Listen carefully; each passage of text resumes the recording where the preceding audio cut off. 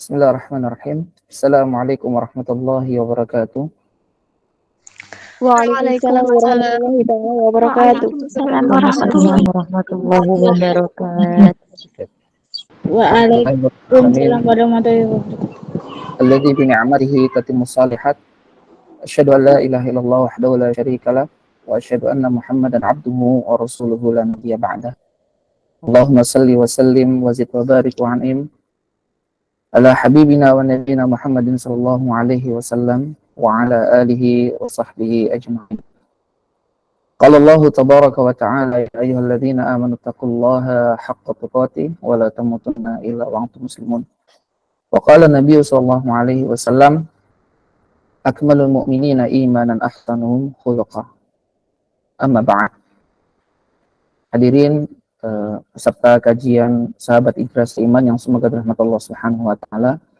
Alhamdulillah kita bersyukur kepada Allah Subhanahu wa taala atas segala limpahan nikmat karunia Allah telah berikan kepada kita, sehingga pada kesempatan malam yang mulia ini kita diizinkan Allah Subhanahu wa taala untuk bersua tidaklah lain dalam rangka menuntut ilmu agama, yaitu mempelajari Al-Qur'an dan As-Sunnah yang merupakan bagian daripada petunjuk Allah Subhanahu wa taala yang diturunkan kepada nabinya Muhammad sallallahu alaihi wasallam.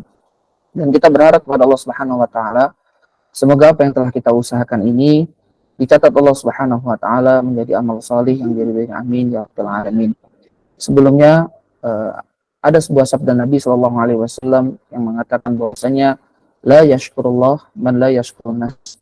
Tidak bersyukur kepada Allah seseorang yang dia tidak berterima kasih kepada manusia. Oleh karenanya pada kesempatan ini kami ingin mengucapkan terima kasih jazakumullahu khairan kepada sahabat Hijrah Seiman, pada panitia yang pada malam hari ini, apalagi kita saat ini berada di malam Ahad ya, di mana di seluruh dunia yang mereka memahami bahwa malam Ahad adalah malam berlibur, sehingga banyak daripada keluarga apalagi para kaula muda yang mereka meluangkan waktunya untuk bertamasya atau hangout dengan teman-teman atau nongkrong ya. Tapi Masya Allah dari ikhwan dan akhwat sekalian masih mau meluangkan waktunya untuk menuntut ilmu agama, mempelajari Al-Quran dan Sunnah Nabi Sallallahu Alaihi Wasallam. Dan kami berharap semoga Allah Subhanahu Wa Taala menerima amal soleh panjenengan semuanya. Sebelum memulai materi kajian malam hari ini, ada hal yang ingin kami sampaikan bahwasanya menuntut ilmu agama adalah suatu hal yang sangat penting. Bahkan Imam Ahmad bin Hanbal rahimahullah ta'ala beliau menyampaikan bahwa kebutuhan manusia terhadap ilmu agama itu jauh lebih penting daripada kebutuhan manusia terhadap makan. Tatkala manusia itu butuh makan dalam satu hari itu 3 kali. Mungkin ada yang 2 kali bagi yang diet ya. Tapi kata Imam Ahmad bin Hanbal, kebutuhan manusia terhadap ilmu itu adalah setiap tarikan nafasnya. Kenapa manusia dalam setiap tarikan nafasnya itu butuh ilmu? Karena syaitan senantiasa mengincar manusia dan dia siap untuk melemparkan anak panahnya untuk menyerang daripada manusia selama 24 jam non-stop. Sehingga manusia butuh ilmu dalam setiap tarikan nafasnya. Mulai dia bangun tidur sampai dengan dia tidur kembali. Makanya jika kita perhatikan, tidurnya orang yang berilmu dengan tidurnya orang yang tidak berilmu itu jauh berbeda. Tidurnya orang yang berilmu itu lebih ditakutkan oleh syaitan daripada ya tidurnya orang yang tidak berilmu. Bahkan dijelaskan dalam sebuah riwayat daripada sholatnya orang yang tidak berilmu. Kenapa? Karena tidurnya orang berilmu itu pakai ilmu. Sebelum tidur dia harus berwudu dulu, kemudian dia membaca doa, ya, kemudian dia membaca zikir Fatimah. Ya tidak langsung tidur begitu saja. Bangunnya pun dengan ilmu. Mau berangkat ke kantor pakai ilmu. Mau berangkat ke sekolah pakai ilmu. Keluar rumah pakai ilmu. Masuk rumah pakai ilmu. Semua aktivitasnya dengan ilmu. Sehingga tidak ada celah bagi syaitan untuk menjerumuskan daripada orang-orang yang dia itu memahami ilmu agama. Maka dari sini dapat kita pahami bahwa menuntut ilmu agama itu sangatlah penting. Karena kita semua sepakat bahwa tujuan akhir kita adalah surga. Tujuan akhir kita adalah surga dan itu adalah sesuatu yang tidak dikehendaki oleh syaitan. Syaitan menginginkan kita untuk masuk ke dalam neraka bersamanya. Maka jangan sampai kita ya masuk neraka bersama syaitan. Ya jangan sampai kita masuk neraka bersama syaitan dengan kita terpengaruh bisikan-bisikan syaitan. Oleh karenanya, kita harus senantiasa meluangkan waktu kita terus-menerus untuk menuntut ilmu agama, mempelajari Al-Quran, mempelajari hadis-hadis Nabi SAW. Agar apa? Agar kehidupan kita selamat di dunia dan di akhirat. Sebagaimana Allah berfirman di dalam Quran surat Thaha ayat 123, fa imma ya'tiyannakum minni hudan famin tattaba'u hudaya fala yadullu wala yashqa. Kata Allah Subhanahu wa taala, jika telah datang petunjukku kepadamu, kata Allah, maka barang siapa yang mengikuti petunjukku, dia tidak akan sesat dan dia tidak akan celaka.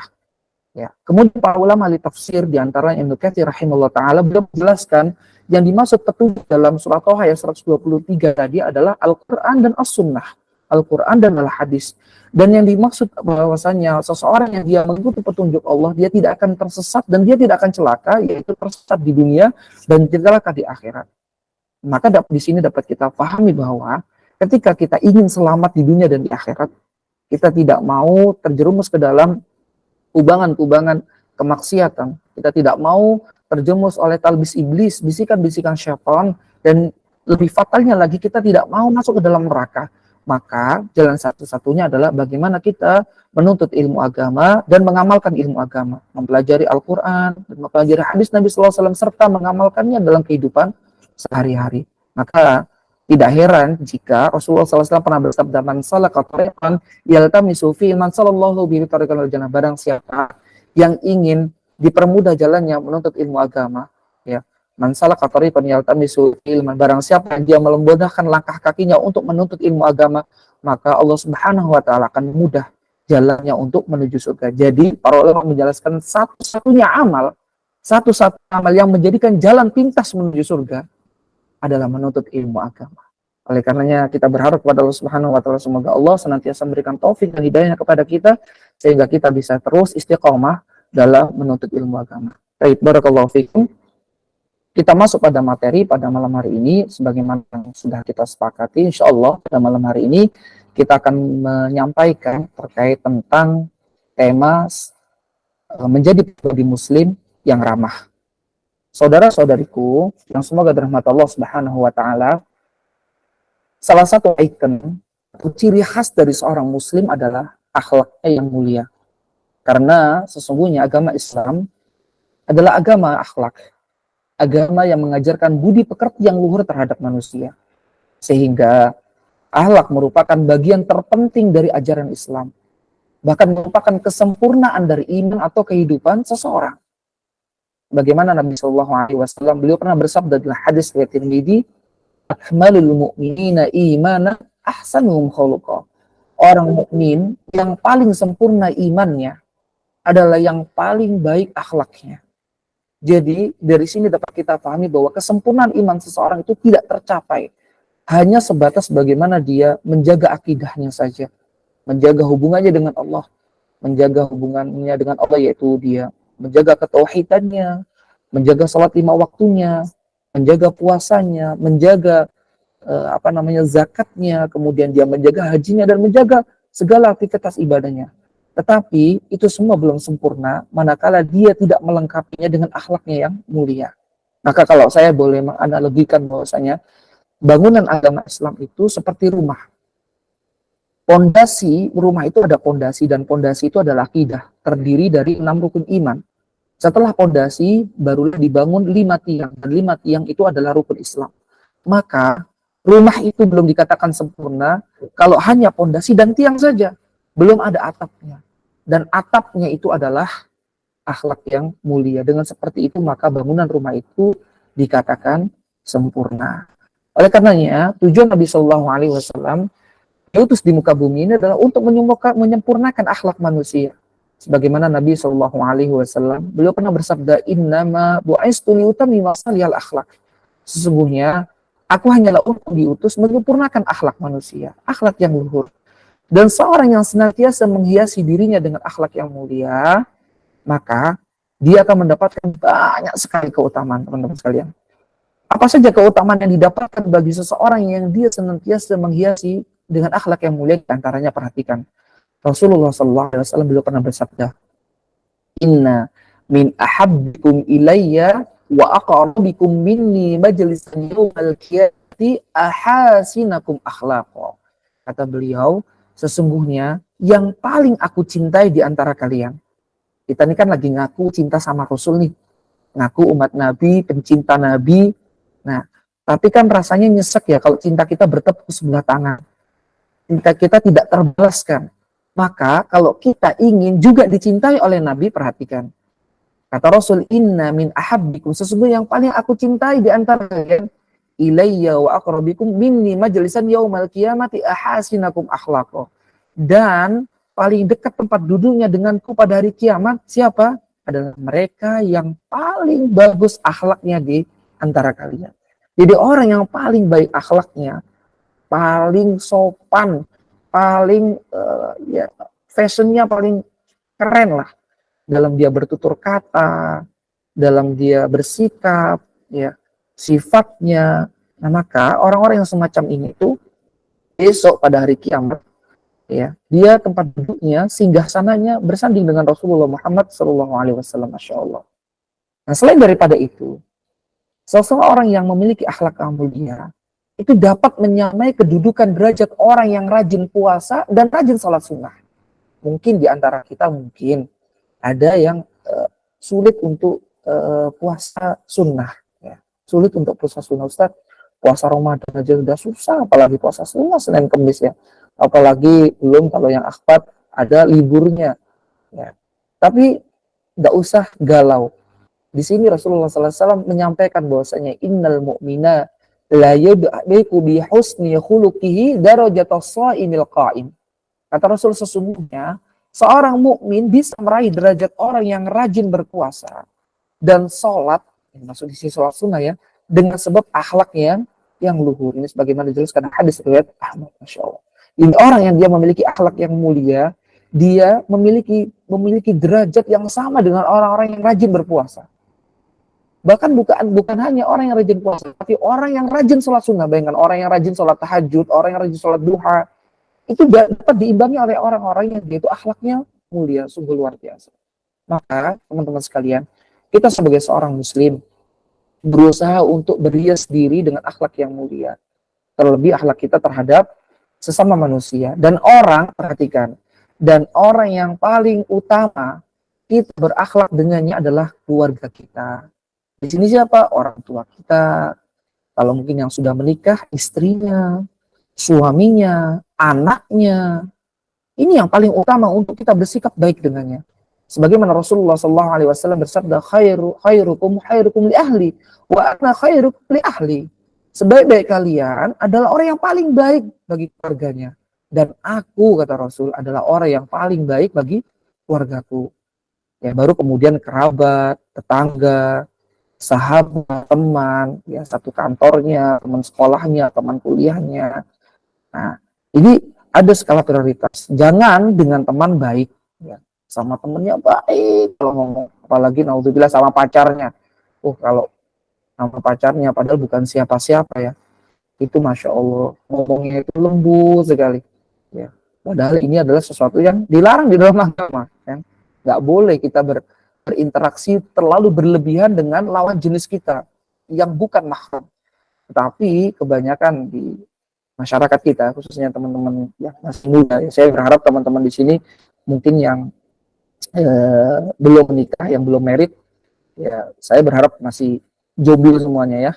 Jadi artinya tidak ada yang pacaran karena ini dilarang oleh agama. Nah, kadang-kala dengan lawan jenisnya Masya Allah lembut sekali, tapi giliran sama ibunya kasarnya luar biasa. Mau WA saja sama teman wanitanya itu luar biasa, bahasanya santun sekali, kadang sampai dibaca 5 kali, 6 kali baru dikirim. Tapi kalau sama orang tuanya ngomong seenaknya sendiri, nggak pakai dikaji dulu, nggak pakai dibaca terlebih dahulu, langsung dikirim saja, nggak mikir apakah kata-katanya ini dapat menyakitkan orang tuanya atau tidak, nggak dipikir.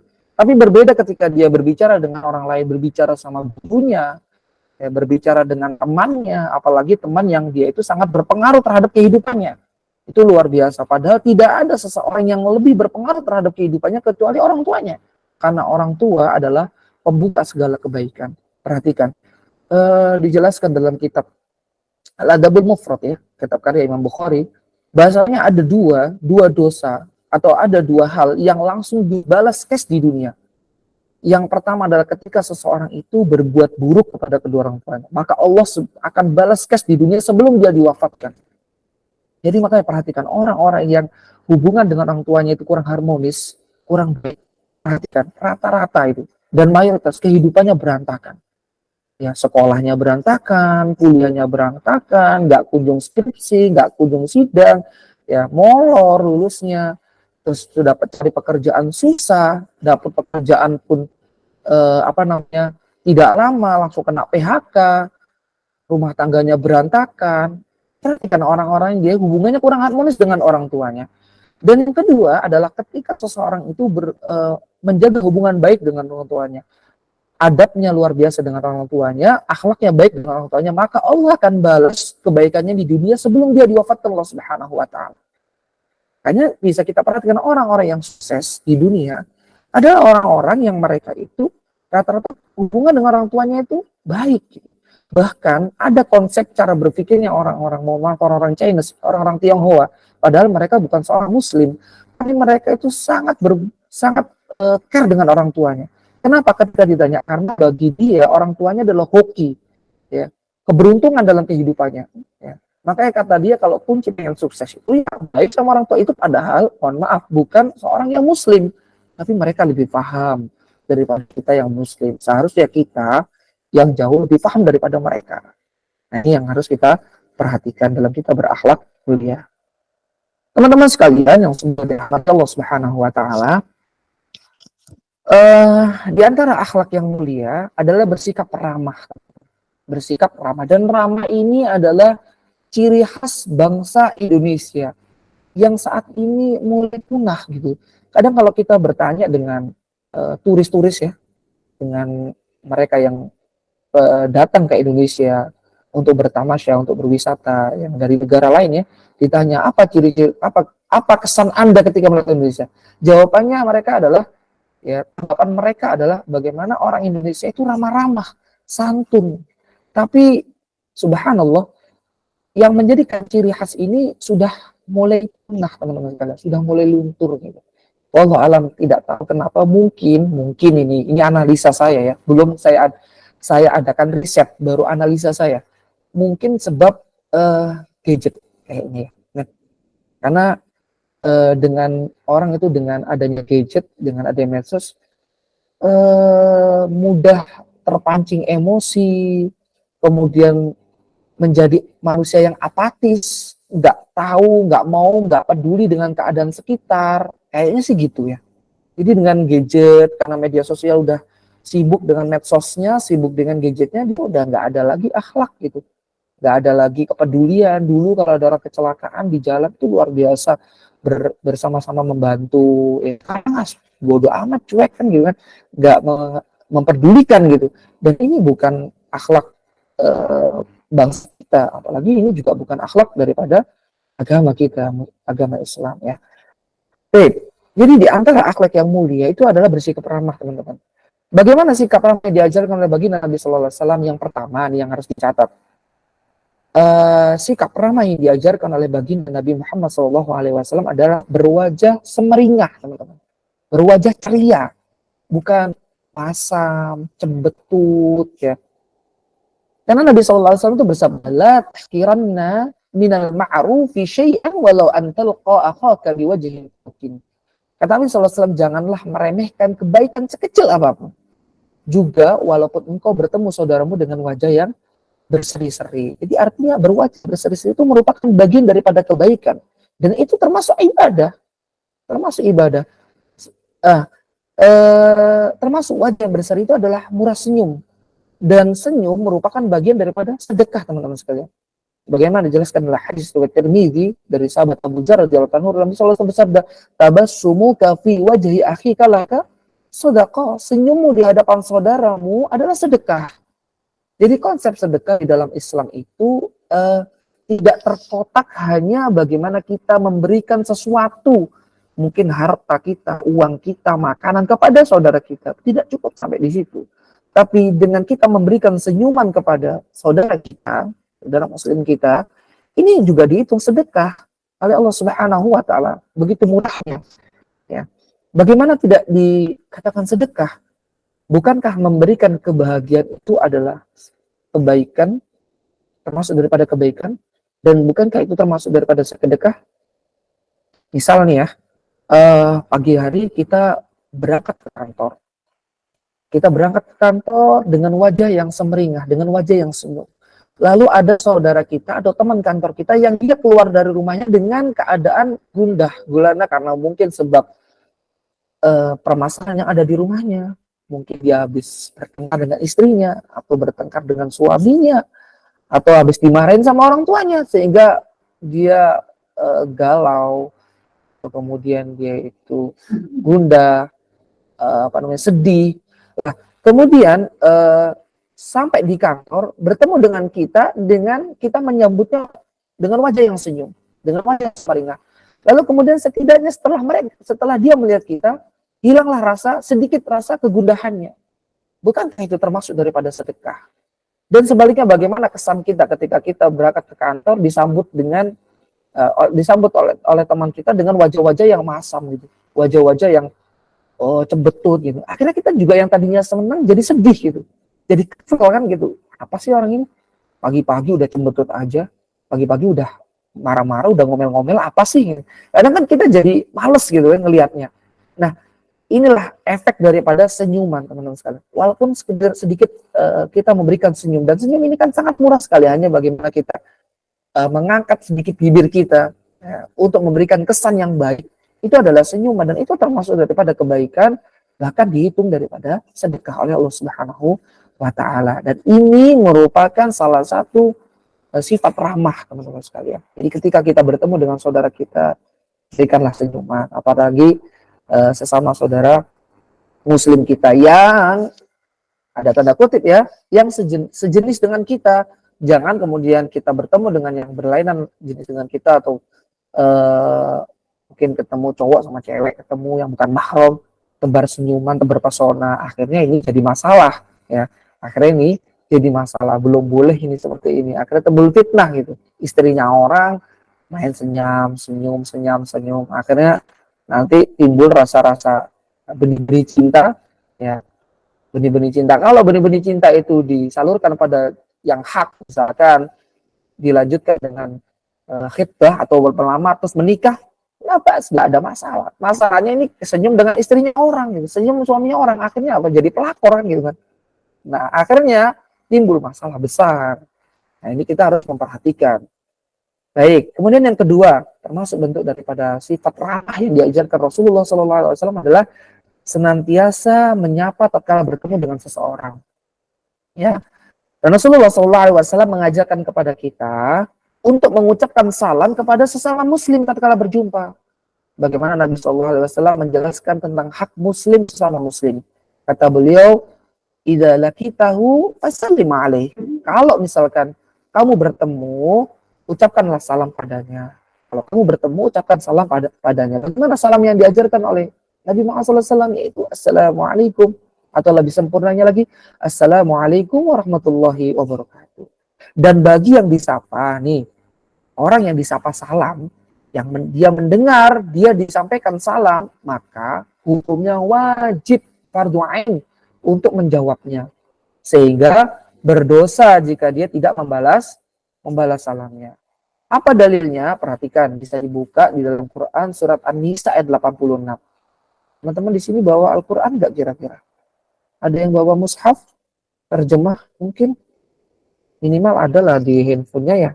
Coba dibuka terjemahannya supaya Al-Quran ini berfungsi bukan hanya memberikan asbab pahala kepada kita, tapi juga memberikan petunjuk kepada kita.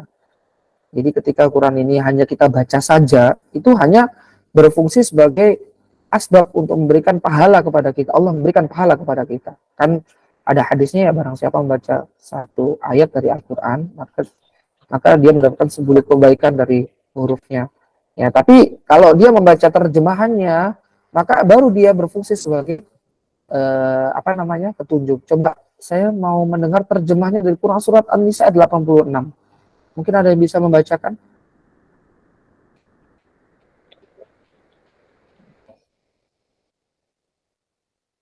Moderator mungkin bisa membacakan. Boleh Ustadz. Ya, silakan dibaca Ukti.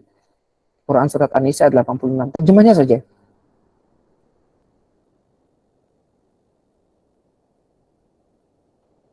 Sudah ketemu?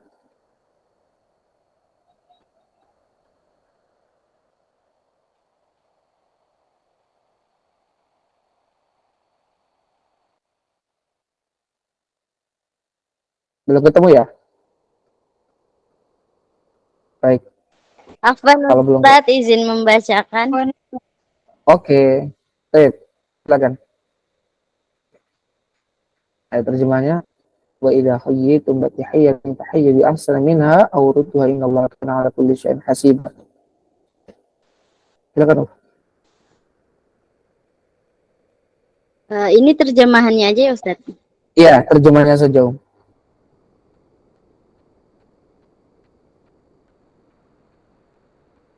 Silakan.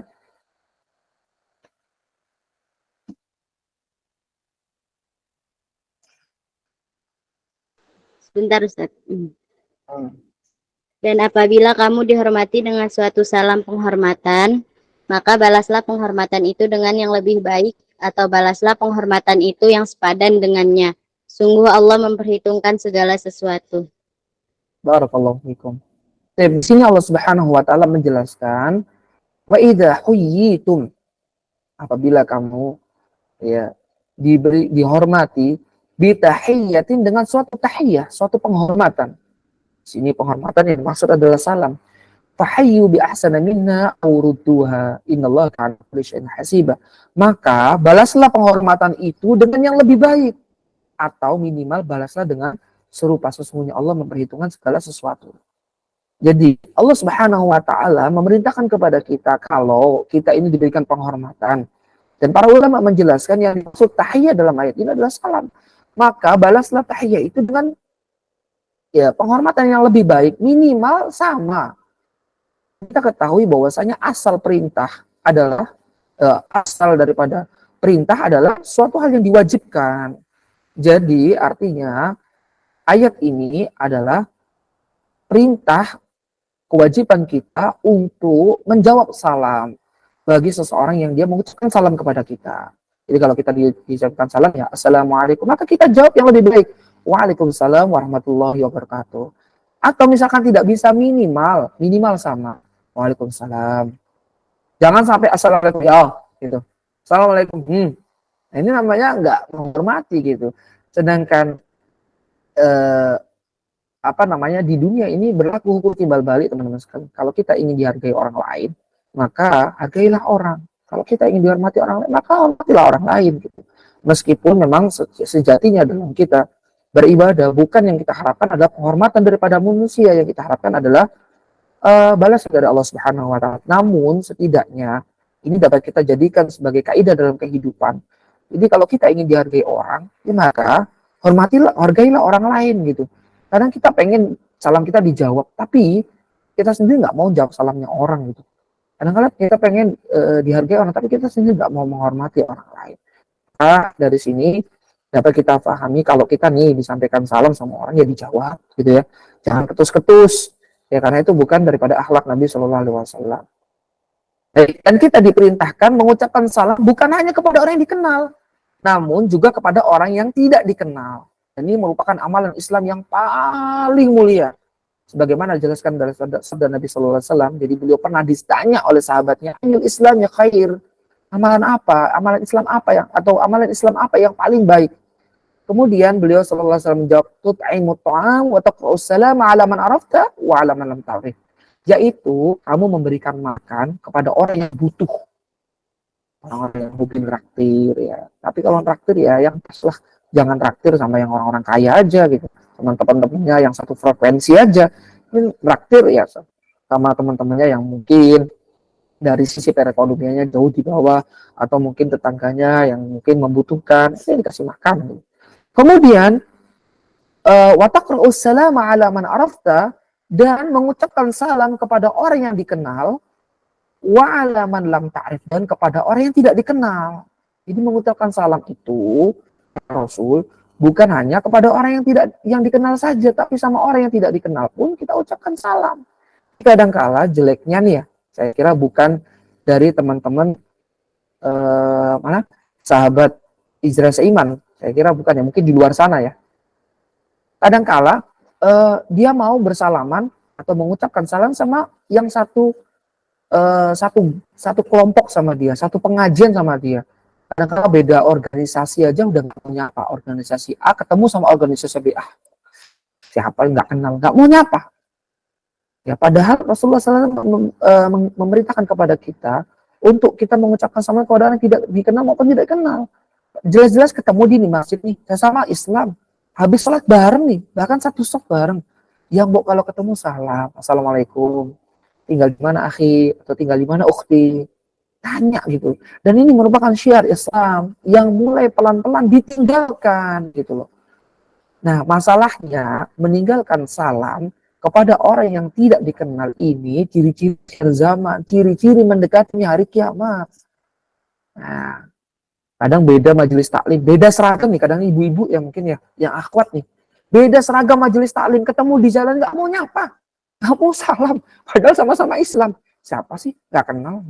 Bukan majelis taklim kita. Yang satu bajunya pink, yang satu warnanya ungu, ketemu jelas-jelas sesama Muslim, pakai hijab, tapi karena beda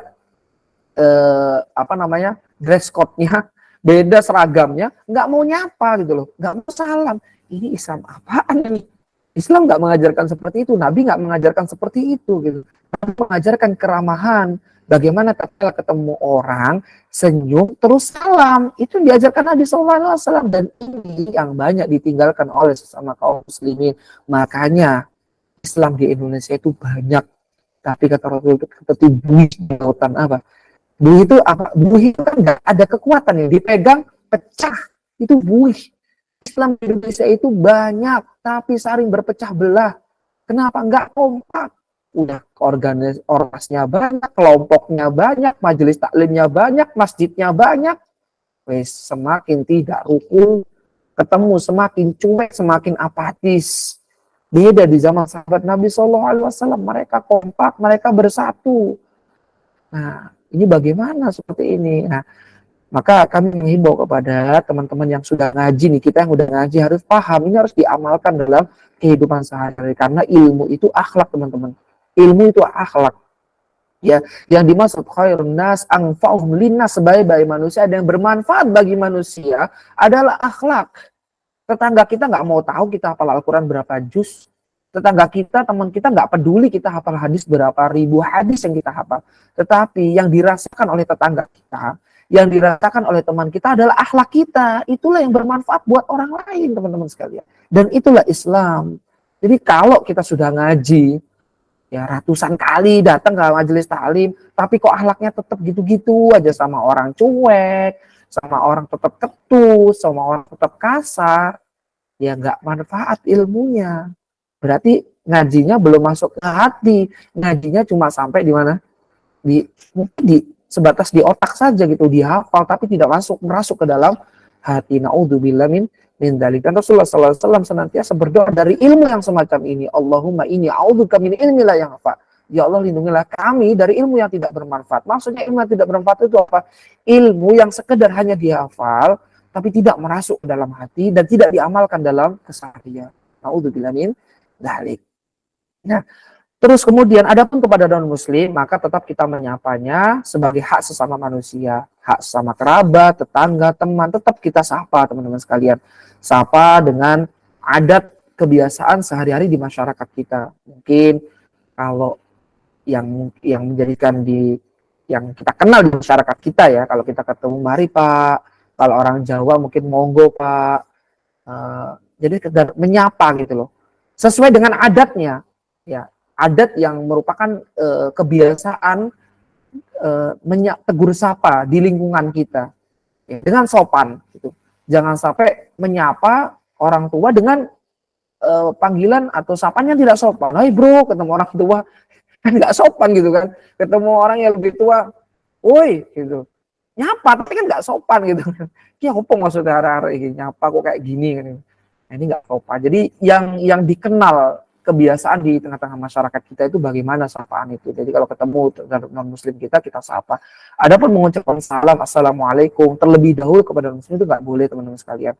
Yang melarang itu bukan kita, tapi Nabi kita. Kata Rasulullah, tabda'ul yahuda wal nasara bisalam. Jangan kalian memulai kaum Yahudi dan jangan pula kaum Nasrani dengan mengucapkan salam. Nggak boleh. Tapi kalau misalkan teman kita, dia menyampaikan salam, assalamualaikum, jelas kita dengar assalamualaikum, maka kita jawab waalaikumsalam. Ya, tapi kita nggak boleh lebih dahulu.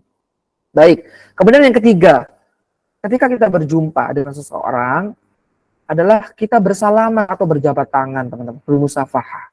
Jadi selain senyum, selain menyapa dengan salam, disunnahkan juga berjabat tangan. Ya, berjabat tangan. Sebagaimana dijelaskan dalam hadis riwayat Abu Dawud, bahwasanya Rasulullah SAW bersabda, "Ma min muslimaini yaltaqiyani fayatasafahani illa ghufira lahum qabla an yaftariqa." Tidaklah dua orang muslim saling bertemu kemudian berjabat tangan kecuali akan diampuni dosa-dosa mereka berdua sebelum mereka berpisah. Masya Allah.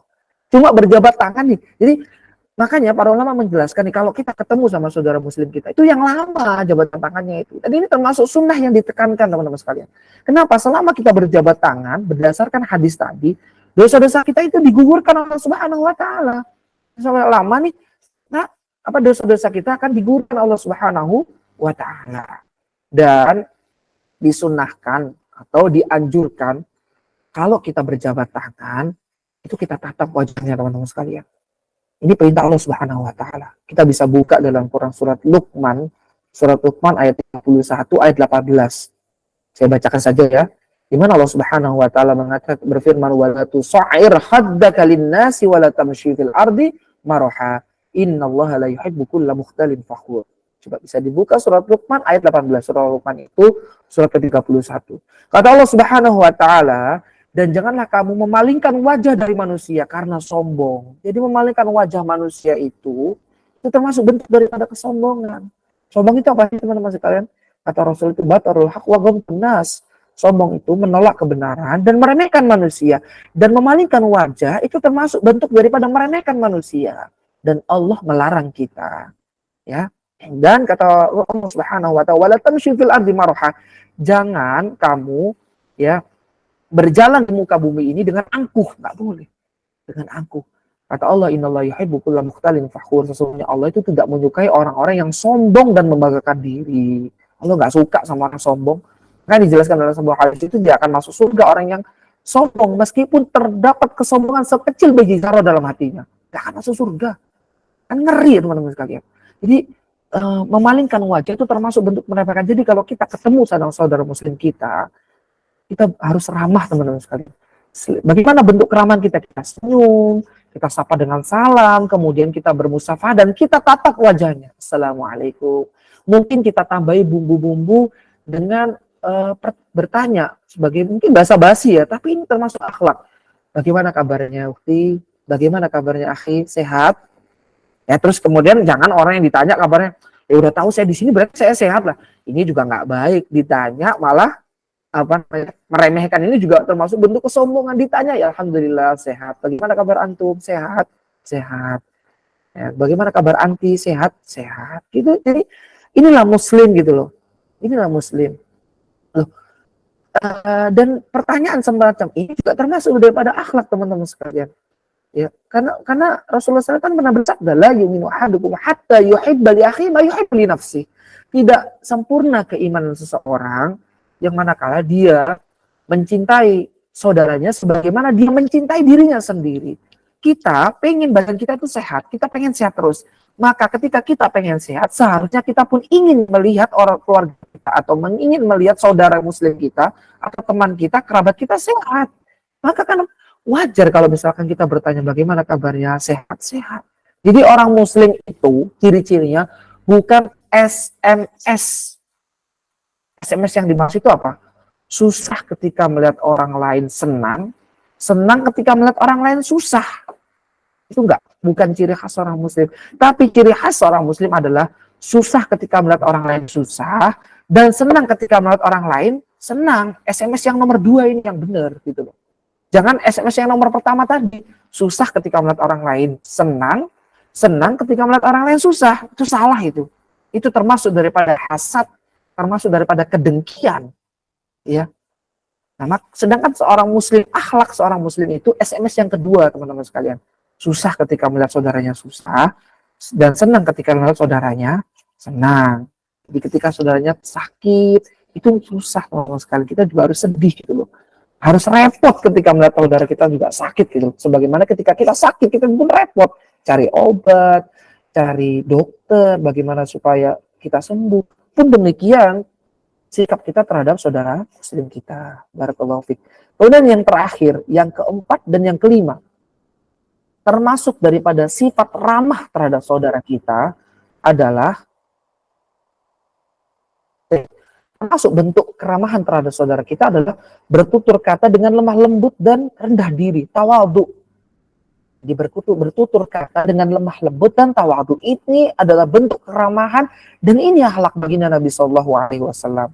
Kita nih yang katanya fansnya Rasul, yang followersnya Rasul. Ini caranya Rasul. Bagaimana cara akhlaknya, cara berinteraksinya Rasul? Cara berinteraksinya Rasul dengan manusia adalah bertutur kata dengan kata yang lemah lembut dan tawadhu, teman-teman sekalian. Sebagaimana Allah berfirman dalam Quran surat Al-Hijr ayat 88, kata Allah, "Wakhfid janahaka lil mu'minin," dan berendah dirilah kamu terhadap orang-orang yang beriman. Dijelaskan oleh Syekh Muhammad Al-Amin Asy-Syinkiti rahimahullah ta'ala, beliau mengatakan berendah dirilah yang dimaksud dalam ayat ini hanya untuk mengungkapkan agar seseorang itu berlaku lemah lembut dan tawadhu.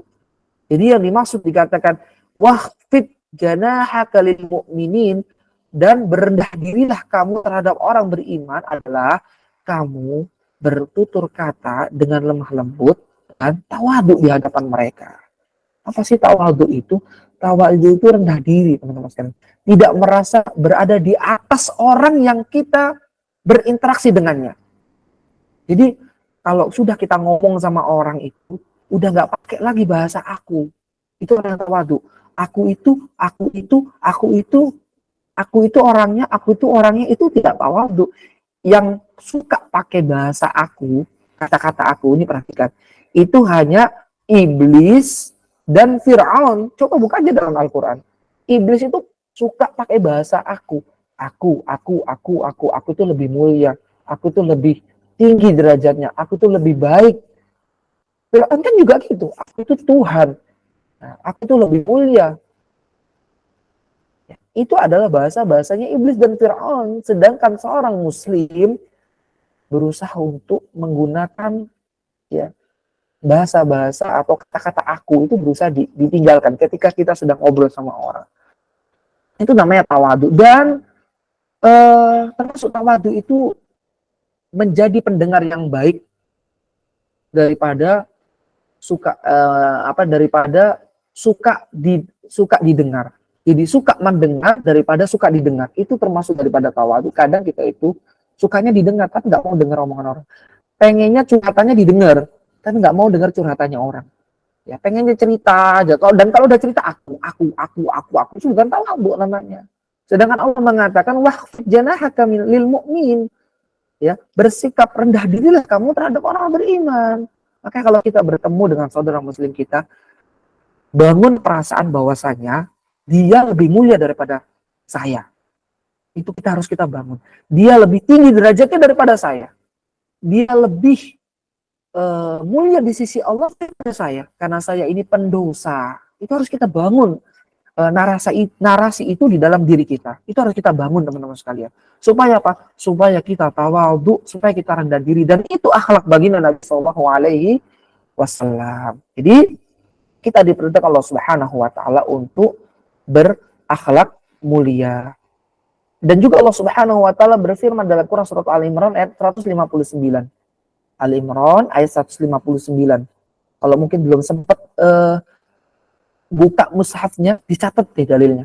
Karena ilmu itu dalil, teman-teman sekalian. Dan ilmu itu Al-Quran dan As-Sunnah. Itu ilmu. Kalau yang lainnya itu opini, teman-teman. Nggak bisa dijadikan hujah. Makanya kita catat Al-Quran, surat Al-Imran 59. Ini harus kita jadikan pedoman. Apa kata Allah Subhanahu Wa Taala? Fa bima rahmatin minallah linta lahum walau kunta faddan ghalidzal qalbi lang faddu min haulik. Kata Allah Subhanahu wa taala, maka disebabkan rahmat dari Allah Subhanahu wa taala kamu berlaku lemah lembutlah terhadap mereka. Sekiranya kamu bersikap keras, lagi berhati kasar, tentulah mereka menjauh diri dari sekelilingmu. Jadi memang fitrah manusia itu ingin menerima atau menyukai sesuatu yang lembut. Iya enggak? Mungkin anti yang masih jomblo ya, yang belum menikah, yang belum married, atau antum ikhwan yang belum nikah, kan pengen dapat pasangan yang lembut, ya enggak sih? Itu fitrah gitu. Atau suka dengan ustadz atau guru yang lembut, itu fitrah. Ini fitrah manusia memang suka kelembutan dan tidak suka sesuatu yang kasar. Dan Islam mengajarkan kita untuk bersikap lemah lembut. Itu ajaran Islam. Ini kalau kita tuh mau ngomong itu coba dipikir-pikir deh, kira-kira narasi yang akan kita keluarkan atau kata-kata yang akan kita ucapkan ini menyakitkan hati nggak kalau diungkapkan ke kita gitu aja. Kalau misalkan kita diungkapkan ke kita kok kita sakit hati, ya udah, jangan kita sampaikan ke orang lain. Itu. Jadi itu yang diajarkan oleh Allah Subhanahu wa taala untuk kita bersikap lemah lembut karena manusia itu tidak suka dengan sesuatu yang kasar. Nah, dan ini akhlak Rasulullah Shallallahu alaihi wasallam. Suatu ketika, perhatikan, Ibunda Aisyah radhiyallahu taala anha, ya Ibunda Aisyah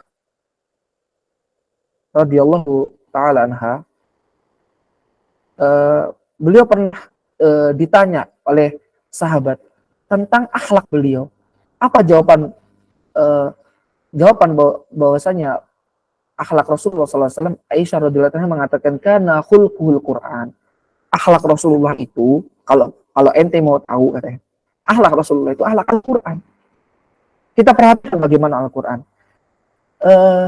Kalian pernah nggak menemukan kata-kata yang kasar di dalam Al-Quran? Kalau ada, anak kasih uang 100.000 kalau ketemu. Ya, saya yakin Anda tidak akan pernah menemukan kata-kata kasar di dalam Al-Quran. Contoh kecil ya, contoh kecil. Masalah jima, tahu jima ya? Jima itu berhubungan suami istri, ya, berhubungan suami istri. Kadang kita aja mau menyampaikan itu kan sangat ambigu ya. Kadang-kadang kita tuh pengen nyampaikan tuh nggak enak, terdengar anak kecil, apalagi ada anak-anak yang masih kecil. Anak masih ingat sekali dulu ketika di pesantren, ya, itu ketika mengkaji kitab namanya kitab, mohon maaf ya, saya sebutkan aja, kitab tentang jima, tentang seks, itu ada namanya Qurratul Uyun, atau juga kitab Fathul Izar, itu tata cara bagaimana berhubungan intim dengan pasangan. Itu aja harus yang sudah di atas 17 tahun baru boleh ngaji dengan ustadz, dengan kiai kitab itu gitu.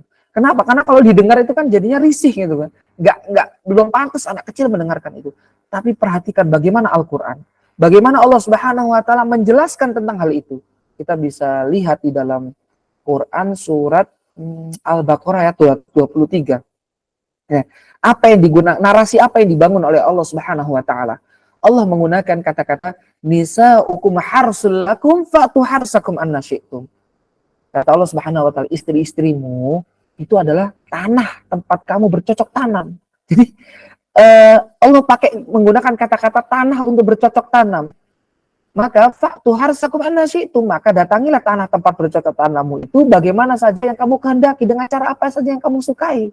Nah, kira-kira nih pertanyaan saya, kalau ada anak kecil mendengarkan ayat ini, kira-kira kita merasa risih nggak? Atau kita merasa, wah, nak kamu jangan dengerin deh, kamu jangan, kan nggak mungkin. Wah, lagi baca Al-Quran, sampai di Quran surat ayat 223, terus dilompatin aja lah, nggak enak di sebelah ada anak kita, atau di sebelah ada anak kecil, kan nggak juga. Tetap kita baca ayat itu kan. Kenapa? Karena ayat itu, menggunakan narasi yang sangat baik gitu. Dari sisi balaghahnya itu sangat baik dan sangat mudah dipahami. Oh, maksudnya itu kan kita udah paham ya. Apa sih yang dimaksud dengan bercocok tanam? Oh, maksudnya berhubungan intim. Ya, tanpa harus dijelaskan kita sudah paham. Jadi sehingga walaupun ada anak kita atau walaupun di sebelah ada anak kecil, kita nggak merasa risih gitu dengan kita membaca ayat tersebut. Inilah Al-Qur'an. Maka ya, kita seorang muslim yang setiap hari berinteraksi dengan Al-Quran, setiap harinya membaca Al-Quran, seharusnya yang keluar dari lisan kita itu Al-Quran. Bukan terus kemudian yang kita baca Al-Quran, yang kita kaji itu Al-Quran, yang kita tadabburi Al-Quran, tapi yang keluar omongan-omongan yang kasar. Yang keluar itu kebun binatang, yang keluar itu omongan-omongan yang sangat menjijikkan, omongan-omongan yang sangat menyakitkan, itu bukan bahasa Al-Quran, teman-teman sekalian. Jadi bahasa Al-Quran itu bahasa yang penuh dengan kelembutan. Maka kita yang mengaku umat Nabi Shallallahu Alaihi Wasallam, yang kita sudah paham bahwasanya akhlak Nabi itu, kata Bunda Aisyah radhiyallahu anha, adalah akhlak Al-Quran. Maka seharusnya kita nih yang mengaku umat Nabi, yang mengaku beriman kepada Allah dan Rasulullah, yang mengaku beriman kepada kitab Allah, maka seharusnya yang keluar dari lisan kita pun Al-Quran.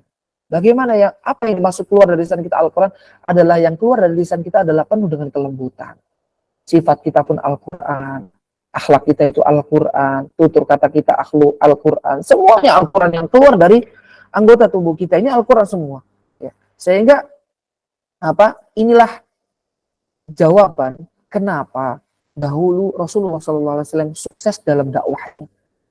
Sukses dalam dakwah. Jadi hampir 95% kesuksesan dakwah Rasul itu adalah dibangun dari akhlak beliau, teman-teman sekalian. Dibangun daripada akhlak beliau. Kenapa sih sekarang itu orang fobia dengan Islam? Ya. Merasa risih dengan Islam. Bahkan Islam itu kesannya kalau udah dengar Islam itu radikal. Ya.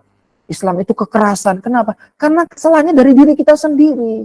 Yang mana kita tidak bisa memberikan contoh kepada saudara kita, baik itu yang muslim maupun yang non muslim, dengan akhlak yang mulia gitu. Sehingga bagaimana mereka yang non muslim mau dekat dengan kita, sedangkan kita sendiri aja akhlaknya ya Allah luar biasa. Apalagi sekarang itu tadilah semakin canggihnya teknologi, semakin pinternya manusia, semakin tidak berakhlak. Kita perhatikan sekarang anak-anak SD aja udah berani ngomong kasar sama gurunya. Zaman saya dulu, saya ini generasi tahun 90-an ya. Itu saya tidak menemukan bagaimana anak-anak itu berani dengan gurunya. Bahkan takut sekali dengan gurunya. Itu senakal-nakalnya anak zaman dulu.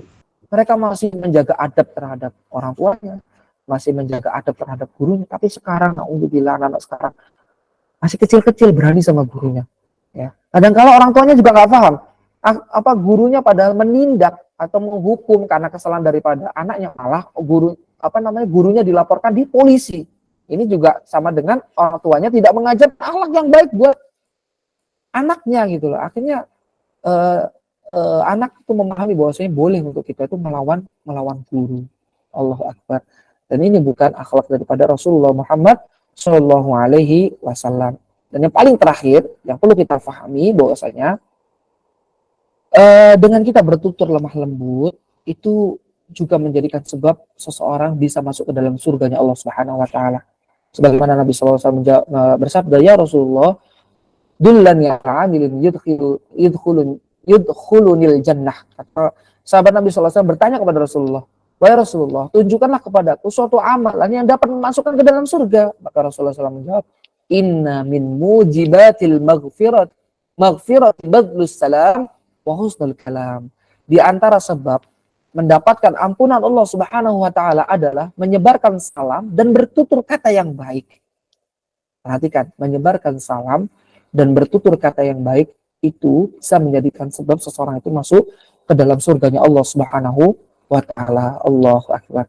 Maka di sini dapat kita tarik ke sebuah kesimpulan bahwasanya kalau kita ingin dekat besok dengan Rasulullah SAW di surga, kita ingin derajat kita ditinggikan oleh Allah Subhanahu wa Ta'ala, dan kita ingin masuk ke dalam surganya Allah Subhanahu wa Ta'ala, serta kita ingin dosa-dosa kita diampuni Allah Subhanahu wa Ta'ala, maka hiasilah diri kita dengan akhlak mulia. Dan akhlak yang mulia ini selain akhlak kita kepada Allah, yang paling utama adalah akhlak kita kepada sesama manusia. Ini yang paling penting, akhlak kita kepada sesama manusia. Kenapa? Karena teman-teman pernah mendengar tentang hadis orang yang bangkrut, orang yang muflis. Dijelaskan dalam sebuah hadis, orang yang bangkrut adalah, kata Rasulullah SAW, orang yang ketika menghadap Subhanahu wa Ta'ala, dia membawa pahala sebesar gunung Uhud, lalu kemudian ketika dia menghadap Allah Subhanahu wa Ta'ala, ada orang yang mencegahnya, Siapa orang ini? Adalah orang-orang yang ketika di dunia sering kita zalimi, sering dizalimi. Mulai dari dia punya utang piutang, nggak dilunasi. Mulai ketika dia di dunia pernah disakiti, dizalimi, digibahi, dihasati, dia menuntut kepada Allah Subhanahu wa taala. Dan kita ketahui besok hari kiamat itu, teman-teman, nggak ada uang, nggak ada dinar dan dirham. Lalu bagaimana untuk membayarnya? Yang digunakan untuk membayarnya adalah pahala yang kita bawa tadi. Sampai dengan pahala itu habis, terus masih ada orang datang menagih. Ya Allah, ketika di dunia dia dulu pernah nempeleng saya, pernah nonjok saya, pernah gibain saya, pernah utang sama saya. Lalu gimana? Pahalanya habis. Apa kata Allah Subhanahu wa taala? Ambil dosanya, tempatkan di dirimu, jadi yang tadinya kita panen pahala jadi panen dosa. Na'udzubillah min dzalik. Ini ngerinya ketika dunia, ya, kita menjaga hubungan kita dengan Allah, tapi kita melupakan hubungan kita dengan manusia. Artinya apa? Kita dengan Allah itu baik. Kita bertauhid kepada Allah, kita rajin sholat 5 waktu, rajin puasa, rajin tahajud, rajin sholat duha, tapi hubungan sama tetangga nggak akur, hubungan sama temennya nggak akur, sama bestinya marah-marahan, kalau udah ngambek nggak mau ngomong. Nah, ini kan bukan ajaran Rasulullah SAW, ya. Bukan ajaran daripada baginda Nabi SAW. Kita yang mengaku umat Nabi, maka ikutilah akhlak Nabi. Akhlak Nabi itu bagaimana? Nabi itu ramah sama orang. Jadi kalau ketemu tadi itu senyum, kemudian kalau ketemu itu mengucapkan salam, kemudian bersalaman, tanya bagaimana kabarnya, dan kemudian ketika berinteraksi, berkomunikasi, dia betul-betul menggunakan kata-kata yang baik, kata-kata yang lembut, sehingga apa? Sehingga tidak menyakiti orang yang kita ada bicara. Dan perlu kita tanamkan pada diri kita ketika kita berbicara dengan orang, tanamkan dalam diri kita bahwasanya ini adalah pertemuan terakhir antara saya dengan dia. Artinya apa? Belum tentu kita bisa bertemu lagi. Sehingga dengan seperti itu kita betul-betul menjaga betul-betul bagaimana cara kita berkomunikasi dengan dia. Jangan sampai menyakiti dia. Karena bahaya kalau kemudian kita bertemu sama dia terus kita nyakitin dia. Ternyata itu adalah pertemuan terakhir. Setelah kita ngobrol, kemudian kita menyakiti dia, tahu-tahu kita meninggal dunia, belum sempat minta maaf. Maka apa? Kita harus melunasinya besok di akhirat. Na'udzubillah. Inilah teman-teman sekalian yang dapat kami sampaikan pada kesempatan kajian malam hari ini. Mudah-mudahan yang sedikit ini bermanfaat. Selanjutnya kami kembalikan kepada moderator. Barakallahu fikum.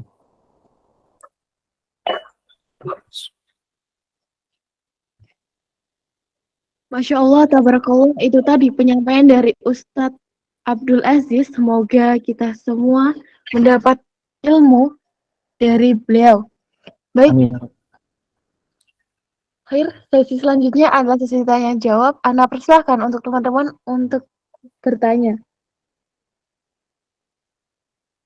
Bisa di kolom chat atau on mic.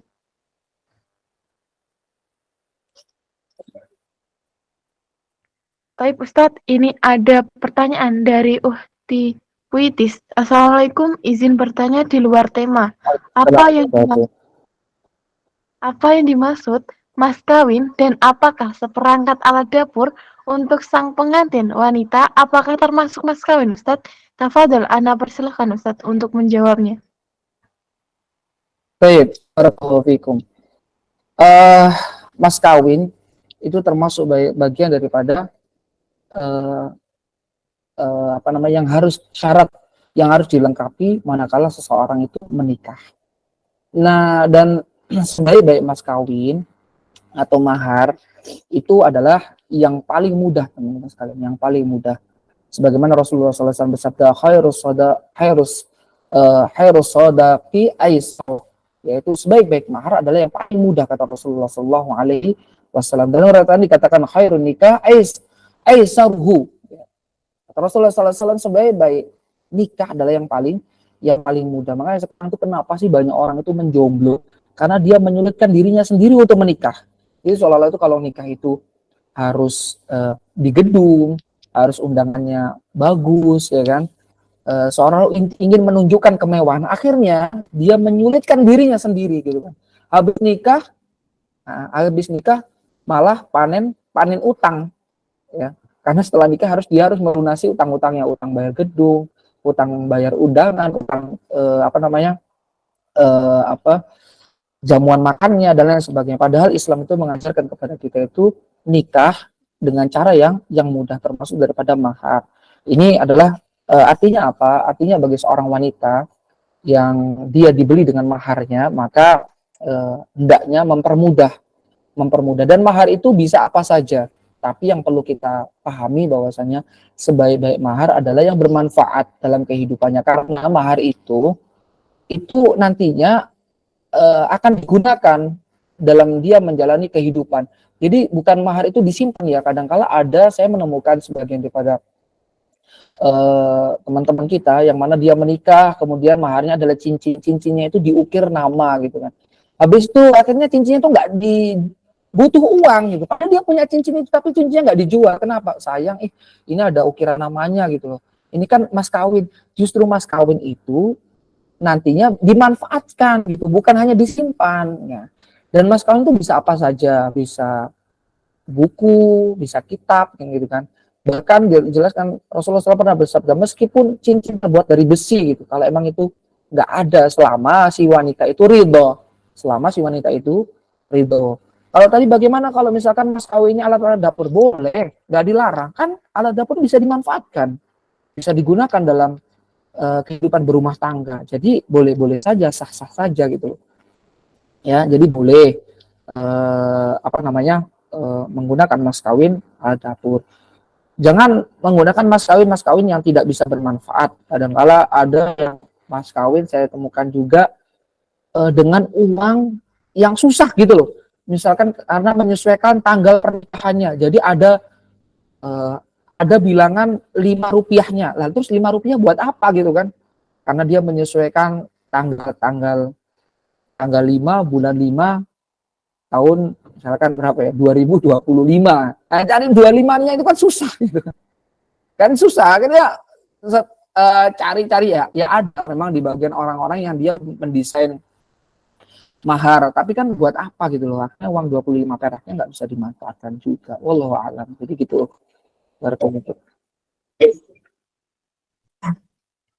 Bisa dipahami Uhti Puitis.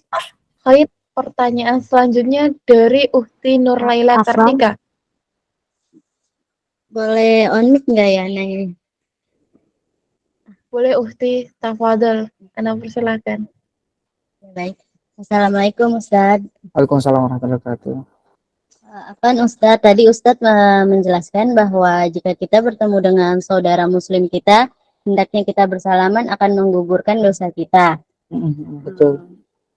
Yang menjadi pertanyaan saya yang pertama ini Ustadz, apakah kita hanya boleh berjabat tangan dengan perempuan saja atau dengan laki-laki saja? Dan yang kedua saya ingin menanyakan tentang suatu hadis yang berbunyi seperti ini sebentar. Ditusuknya kepala seseorang dengan pasak dari besi sungguh lebih baik baginya daripada menyentuh wanita yang bukan mahramnya. Hadis riwayat Tabrani. Terima kasih Ustadz.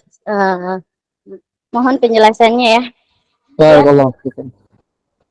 Itu tadi udah dijawab tadi. Sudah ditanya sama waktu itu dijawab sendiri ya. Jadi jelas ya bahwasanya bersalaman itu adalah kepada sesama jenis. Artinya kalau cowok sama cowok, cewek ya sama cewek. Adapun kepada yang lawan jenis boleh adalah kepada yang mahramnya gitu ya, yang mahramnya. Kenapa? Karena Rasulullah SAW melarang sebagaimana hadis yang tadi dibacakan oleh itu tadi dalam hadis At-Tabrani bahwasanya ditusuknya kepala seorang dengan pasak dari besi itu sungguh lebih baik daripada ya dia menyentuh wanita yang bukan mahramnya, Jadi nggak boleh kita bersalaman sama kalau cowok nggak boleh sama cewek yang bukan mahramnya. Kemudian cewek nggak boleh sama cowok yang bukan mahram. Mungkin ini kan udah sahabat lama, saya udah sahabatan mulai dari TK gitu kan sampai dengan SMA sahabatan, ya tetap aja nggak boleh karena itu bukan mahram gitu. Nggak boleh walaupun mau sahabatan 15 tahun kek, mau sahabatan 20 tahun kek, kalau bukan mahram ya tetap nggak boleh gitu kan. Karena kenapa? Karena Rasulullah SAW melarang kita untuk bersentuhan dengan yang bukan mahram. Bersentuhan aja nggak boleh, apalagi pacaran ya. Karena apa? Karena pacaran itu kan dampaknya bukan hanya bersentuhan aja, dampaknya bisa sampai perzinahan. Naudzubillah min dzalik. Wallahu alam. Seperti itu. Baik Ustaz, terima kasih. Oke, sami-sami. Kita lanjut dari pertanyaan Ukti Nur Laila Kartika.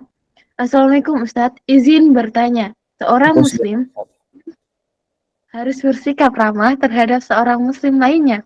Namun, bagaimana cara membatasi ramahnya dan lemah lembutnya seorang akhwat terhadap ikhwan yang seumuran? Karena takut terlalu berlebihan dan tidak bisa mengkontrol hawa nafsu kita. Tafadhol, ana persilahkan Ustadz untuk menjawabnya.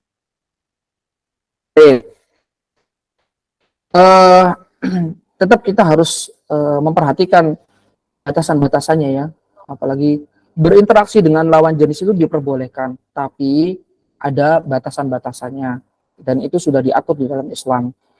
Nah, termasuk bagaimana seorang pria itu hendaknya menundukkan pandangan terhadap lawan jenisnya. Pun demikian seorang wanita, kecuali di sini dirinci oleh para ulama, gitu ya. Dirinci oleh para ulama. Kenapa? Kalau bagi wanita melihat wajah pria itu diperbolehkan selama kata para ulama tidak menimbulkan syahwat. Dalilnya apa? Dalilnya di mana Aisyah radhiyallahu taala pernah menonton seorang badui yang dia bermain di sekitar Masjid Nabawi. Beliau melihat wajahnya. Dan Rasulullah SAW membiarkan Aisyah radhiyallahu taala yang merupakan istri beliau sallallahu alaihi wasallam, sehingga di sini boleh misalkan kita mengajar, kemudian kita seorang akhwat dia memandang ustadznya yang notabene seorang ikhwan ya, seorang laki-laki, boleh-boleh saja, tetapi dengan syarat tidak sampai menimbulkan syahwat. Terus kemudian dalam berinteraksi, dalam berbicara pun seperti itu, boleh-boleh saja selama ada kebutuhan. Tidak boleh tidak ada kebutuhannya iseng-iseng ya, yang jomblo nih kadang-kadang bangunin tahajud, oke bagaimana, sudah jam 3, ayo sholat tahajud gitu. Orang tuanya sendiri nggak dibangunin ya. Adiknya nggak dibangunin, orang lainnya bukan siapa-siapa dibangunin. Nah, ini kan komunikasi yang tidak ada maslahatnya di situ, tidak ada maslahatnya.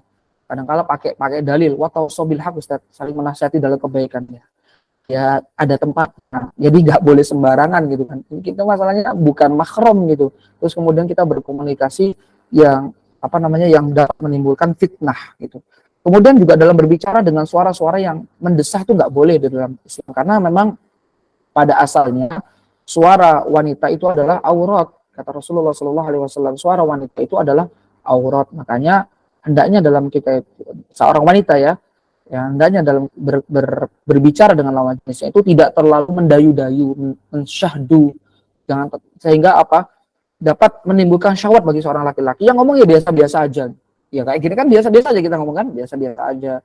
Kalau bisa tegas, tapi jangan kesannya seperti nggak berakhlak juga, ngomel marah-marah. Ya, kenapa? Nggak berakhlak juga, ya biasa-biasa aja gitu. Seperti nggak ada nggak ada maksud dan tujuan, ya biasa-biasa saja.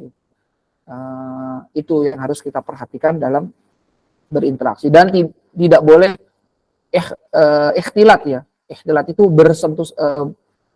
bercampur baur. Ikhtilat itu artinya bercampur baur antara laki-laki dengan wanita, itu nggak boleh dalam berinteraksi. Hendaknya bertemu dengan laki-laki dan wanita itu di keramaian, karena Rasulullah SAW pernah bertemu gitu dengan sahabiah, tapi di tempat keramaian di jalan protokol Madinah. Itu Rasulullah SAW bertemu dengan salah satu sahabiah. Jadi bertemu di jalan protokol Madinah, bukan kemudian berdua-duaan nongkrong di kafe. Nah, ini bahaya. Alasannya ini Ustaz, mau ta'aruf. Nah, ini bukan ta'aruf. Diajarkan ini ta'arufnya syaitan, ini bukan ta'arufnya yang diajarkan Rasulullah SAW. Itu hanya modus namanya modus. Wallahu a'lam. Itu tadi.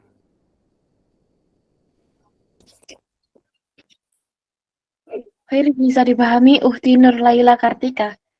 Pertanyaan selanjutnya dari Uhti Vinca Ramadhani. Assalamualaikum.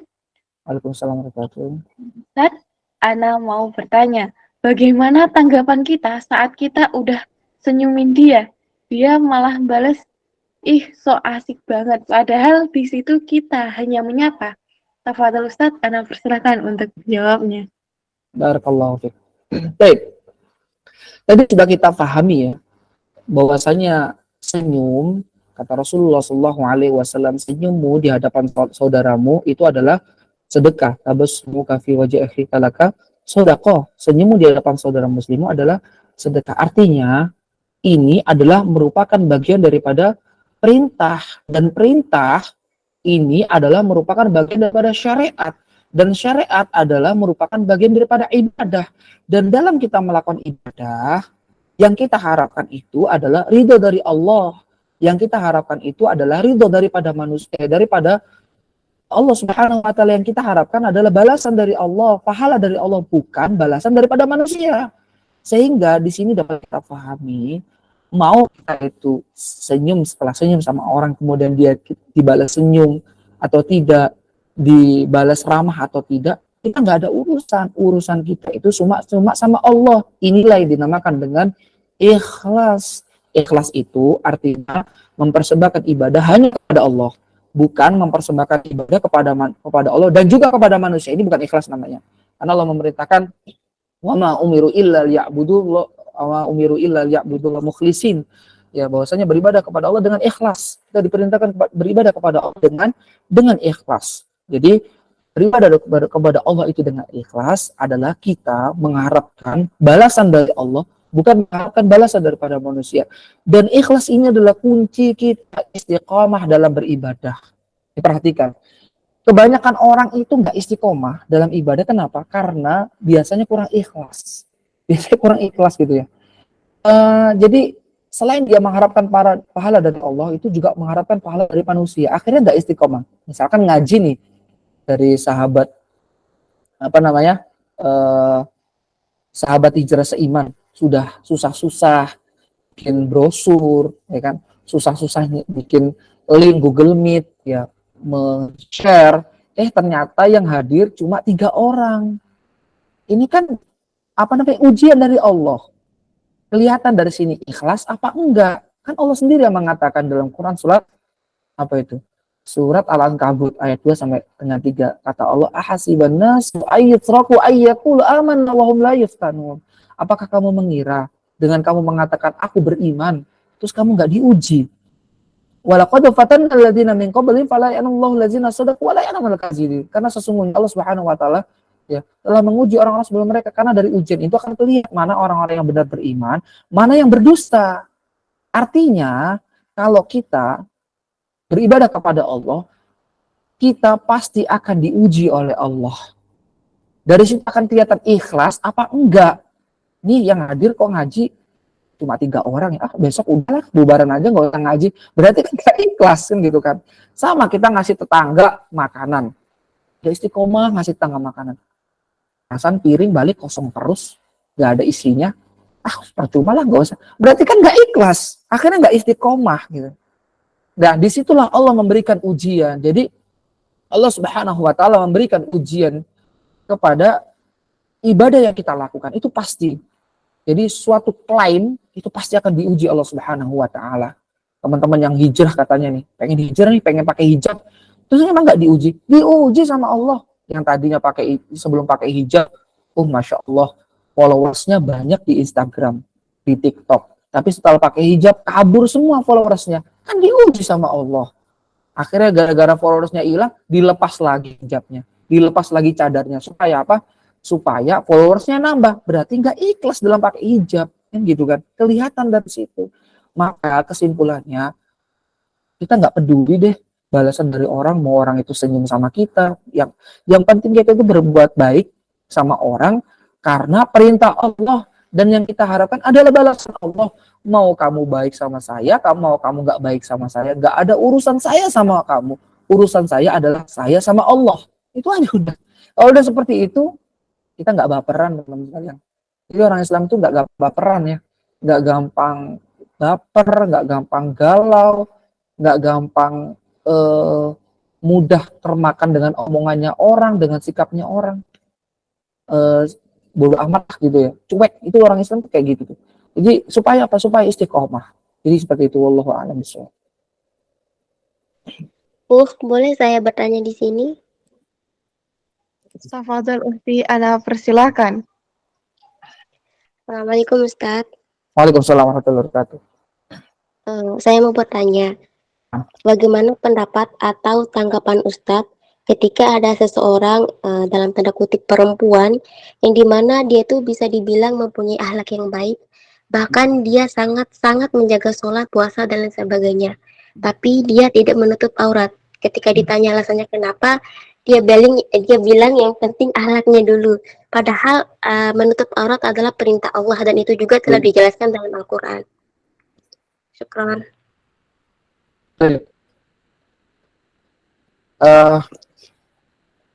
Barakallahu fiik. Jadi bagaimana bagi seseorang yang dia itu akhlaknya baik, ya, kemudian rajin ibadahnya, tapi kemudian dia tidak pakai hijab, gitu kan? Tidak pakai hijab, dia nggak mau menggunakan jilbabnya, itu bagaimana?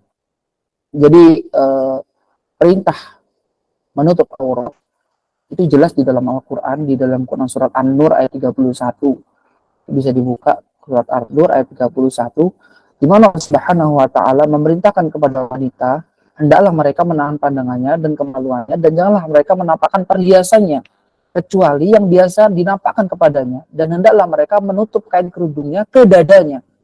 Jadi batasan menutup aurat itu bukan di leher, tapi seluruh dadanya. Ya, dan jangan menampakkan perhiasan kecuali pada suami mereka. Itu perintah Allah Subhanahu wa taala terhadap wanita di dalam Quran surat An-Nur ayat 31, bisa dibuka. Jadi artinya menutup aurat itu adalah suatu kewajiban. Suatu kewajiban yang harus dilaksanakan. Hukumnya fardhu ain itu. Terus kalau nggak dijalankan bagaimana? Dosa. Dia memiliki kemaksiatan. Dia telah melakukan kemaksiatan yang besar karena dia mengumbar auratnya. Ya, kadang-kadang ada orang mengatakan gini, udahlah yang penting itu hatinya dijab, ditutupi dulu.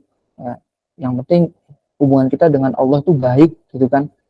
Udahlah nggak usah pakai jilbab, yang penting kan hubungan saya dengan Allah itu baik.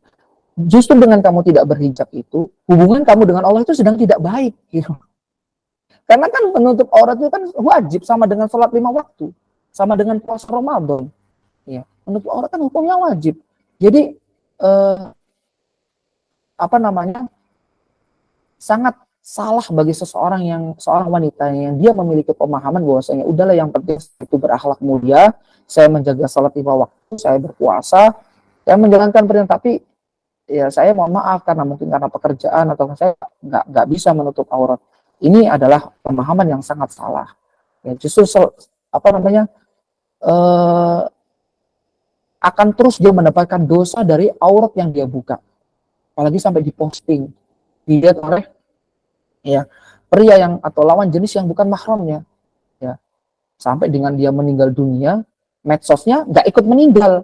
Artinya medsosnya masih suka dilihat. Selama itu dilihat, maka sampai di situ dia mendapatkan dosa terus. Jadi bukankah nanti ketika pada hari kiamat itu ada yaumul mizan, akan ditimbang pahala kita, pahala sholat ditimbang, dan keburukan membuka aurat pun akan ditimbang.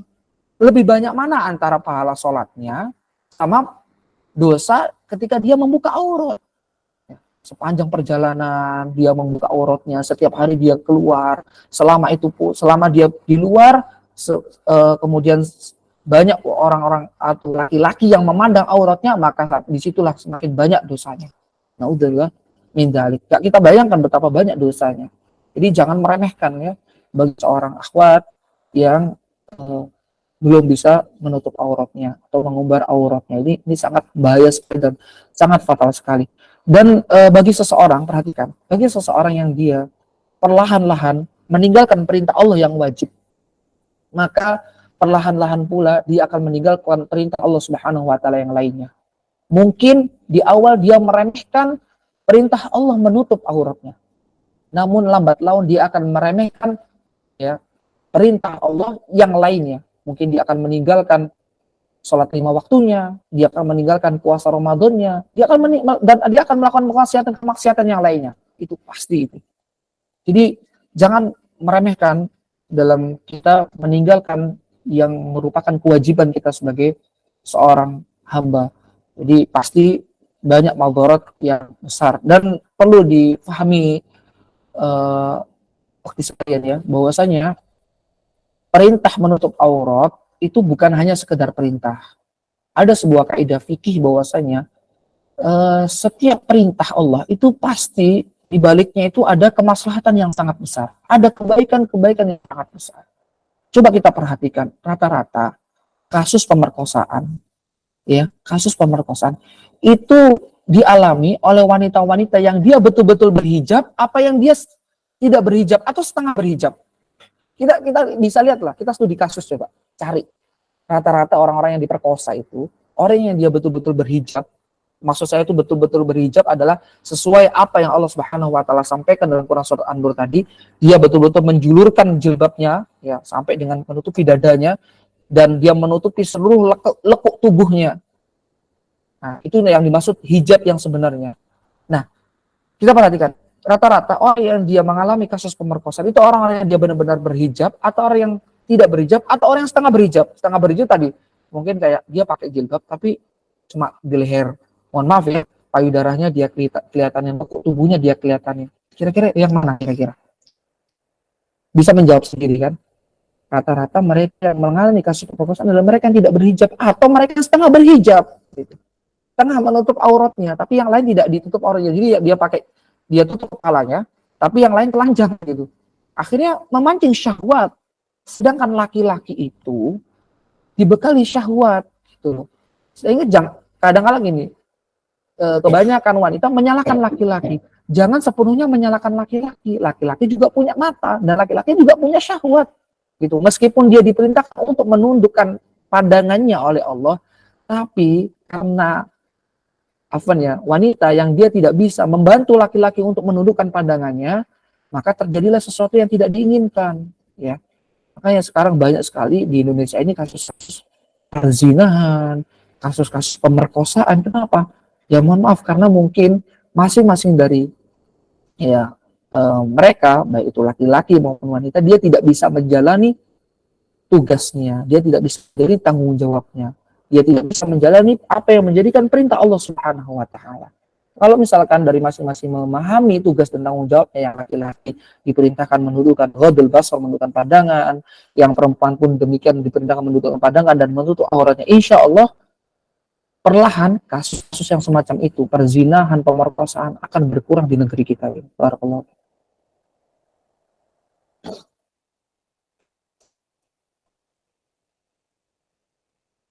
Bisa dipahami, Uhti? Nam, Ukti. Khair. Pertanyaan terakhir dari Uhti Rifa Alyatiana. Assalamualaikum Ustadz. Bagaimana ya memaafkan seseorang tapi orang itu melukai batin hidup kita? Kita udah maafin tapi kita maafin orang itu makin kebangetan. Tafadhol ana persilakan Ustadz. Baik. Barakallahu fiik. Justru berbuat baik kepada orang yang buruk kepada kita itu adalah sebaik-baik daripada amalan. Ya, itu adalah sebaik-baik daripada amalan, dan ini dijelaskan dalam sebuah hadis. Kalau kita berbuat baik sama orang yang baik sama kita, itu suatu hal yang wajar ya. Kita traktir orang sama orang yang suka traktir kita, itu biasa gitu. Kita senyum sama orang yang suka senyum sama kita, kita salam sama orang yang suka menjawab salam kita, itu biasa. Tapi yang luar biasa adalah ketika kita berbuat baik sama orang yang tidak baik sama kita. Kita senyum sama orang yang ketus sama kita bersikap ramah sama orang yang buruk terhadap kita berkata lemah lembut kepada orang yang kasar sama kita, itu adalah yang sangat luar biasa, dan itu balasannya luar biasa dari Allah Subhanahu wa taala, karena ini termasuk daripada akhlak mulia. Maka pantas orang-orang yang semacam ini dijanjikan oleh Allah Subhanahu wa taala untuk masuk ke dalam surganya. Kembali lagi teman-teman sekalian, bahwasanya yang kita harapkan itu dalam menjalankan ibadah adalah pahala dari Allah, bukan balasan daripada manusia. Sehingga hati kita itu hanya untuk Allah, bukan untuk manusia. Kalau udah seperti itu, kalau kita sudah bisa belajar untuk ikhlas, maka insya Allah hidup kita itu akan nyaman, teman-teman. hidup kita itu nggak sempit gitu loh. Seorang istri akan istiqomah melayani suaminya, seorang suami akan istiqomah melayani istrinya, seorang apa namanya anak akan berbuat baik kepada orang tuanya.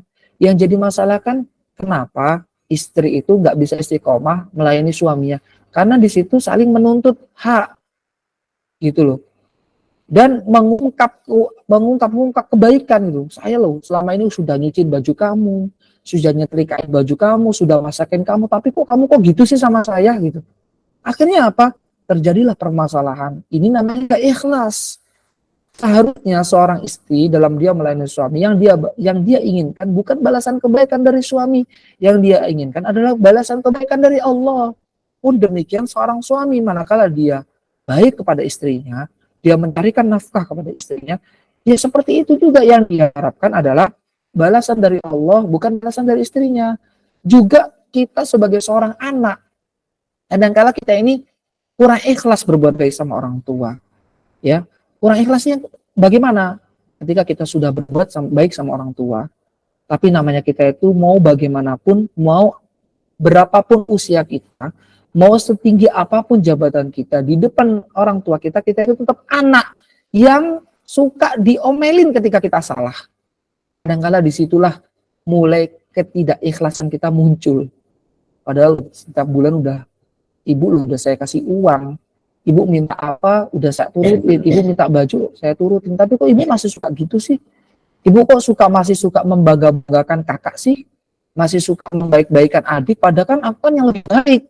Kan namanya nggak ikhlas, gitu loh. Akhirnya nggak istiqomah berbuat baik sama orang tua. Nah ini yang jadi masalah.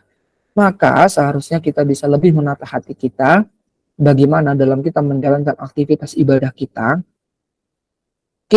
serahkan semuanya kepada Allah Subhanahu wa taala. Yang kita harapkan adalah balasan dari Allah Subhanahu wa taala. Dengan seperti itu, maka insya Allah kita bisa istiqomah. Makanya modal untuk kita istiqomah dalam beribadah itu cuma 2, teman-teman. Cuma ada 3 ya. Saya sempurnakan ada 3. Yang pertama ilmu, karena Imam Bukhari rahimahullah taala mengatakan al-ilmu qabla al-qaul wal amal. Berilmu dulu sebelum kamu ngomong sama melakukan sesuatu. Kenapa? Karena ketika kamu ngomong dan kamu melakukan sesuatu tidak ada ilmunya, maka omonganmu itu omong kosong.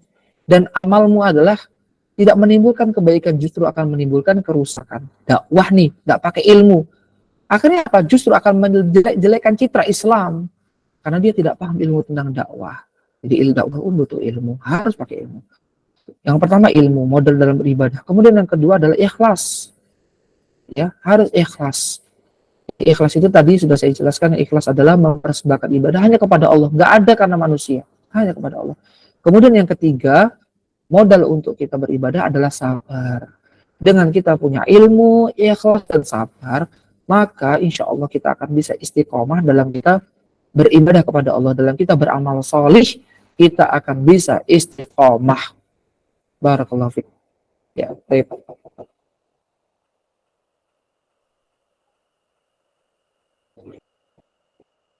Silakan.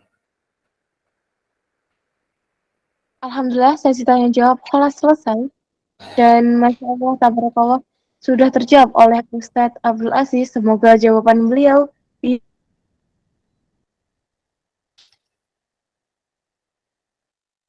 bisa menambah wawasan. Acara selanjutnya adalah kata-kata motivasi kepada yang kami hormati Ustadz Abdul Aziz. Kami persilahkan. Barakallahu fiik.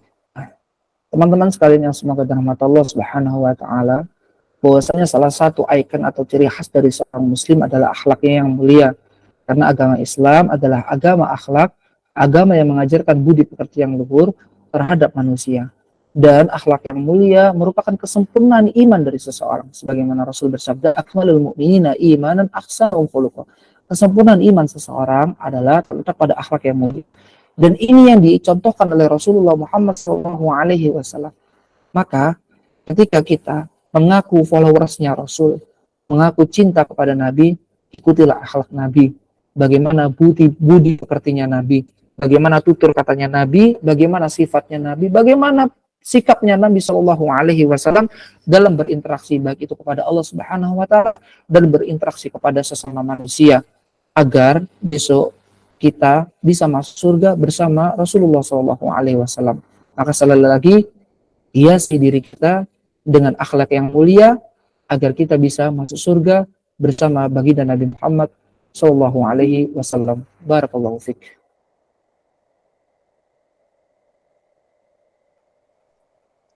Syukur Ustadz atas kata-kata motivasinya yang Ustadz berikan kepada kami semua. Baik, sesi selanjutnya adalah sesi doa. Kami persilahkan kepada yang terhormat Ustadz Abdul Aziz. Anda persilahkan. Baik, sebelum kita tutup majelis ini, kita berdoa kepada Allah Subhanahu wa taala. Semoga Allah Subhanahu wa taala senantiasa memberikan hidayah dan taufiknya kepada kita sehingga kita bisa terus istiqamah dalam menuntut ilmu agama, dalam mengamalkan ilmu agama dan dakwah dalam mendakwahkan ilmu agama sampai dengan kita diwafatkan Allah Subhanahu wa taala. Bismillahirrahmanirrahim. Alhamdulillahirabbil alamin. Allahumma shalli ala Muhammad wa ala ali Muhammad kama shallaita ala Ibrahim wa ala ali Ibrahim fil alamin innaka Hamidum Majid. Allahumma ighfir lana wa li walidina wa li masyayikhina wa li asatidina wa li ikhwanina wa li jami'il muslimina wal muslimat wal mu'minina wal mu'minat al ahya'i minhum wal amwat. Allahumma la tada' lana zamban illa ghafartah wa la aiban illa satartah wa la daynan illa qadaytah wa la hajatan min hawaiji dunya illa qadaytah bi rahmatika ya arhamar rahimin. Allahumma inna nas'aluka al-huda wa taqwa wal afafa wal ghina. Allahumma inna nas'aluka husnal khatimah. Allahumma inna nas'aluka al-jannah wa na'udzubika minan nar. Allahumma inna nas'aluka ilman nafi'an wa rizqan thayyiban wa 'amalan mutaqabbalan. Allahumma inna na'udzubika min ilmin la yanfa'. Rabbana la tuzigh qulubana ba'da idh hadaytana wa hab lana min ladunka rahmah innaka antal wahhab. Rabbana atina fid dunya hasanah wa fil akhirati hasanah wa qina adzabannar. Sallallahu Muhammadin wa ala alihi wasallam walhamdulillahi rabbil alamin.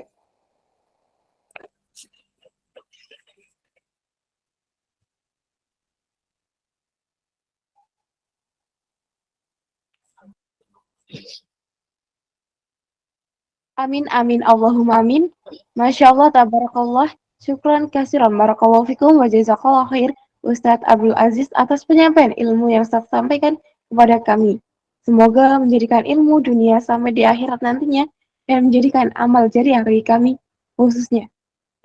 Sebelumnya, jazakumullah khair kepada peserta pri umum yang sempat dan mengikuti kajian pada malam hari ini. Dimanapun daerah kalian berada, semoga Allah SWT selalu meridhoi setiap langkah jihad fisabilillah kalian semuanya. Ana Apriska Julita sebagai moderator pada malam hari ini pamit dan Ana mohon maaf kepada kalian jika selama ini menjadi MD ada kekeliruan ataupun kesalahan baik disengaja maupun tidak disengaja. Kepada Allah SWT, Ana mohon ampun. Pesan Ana buat teman-teman SHS, la takhalafu an ruhil dirasah, lianna indama la yamkuna talabul ma'rifatul ijbah. Semangat menuntut ilmu, jangan mudah menyerah. Karena ketika kita tidak bisa apa-apa, belajar adalah jawabannya dan menuntut ilmu itu kewajibannya. Subhanakallahumma wa bihamdika asyhadu an la ilaha wa atubu ilaik. Nun wal qalami wa ma yasturun. Tsumma wassalamualaikum warahmatullahi taala wabarakatuh. Waalaikumsalam warahmatullahi wabarakatuh. Warahmatullahi wabarakatuh.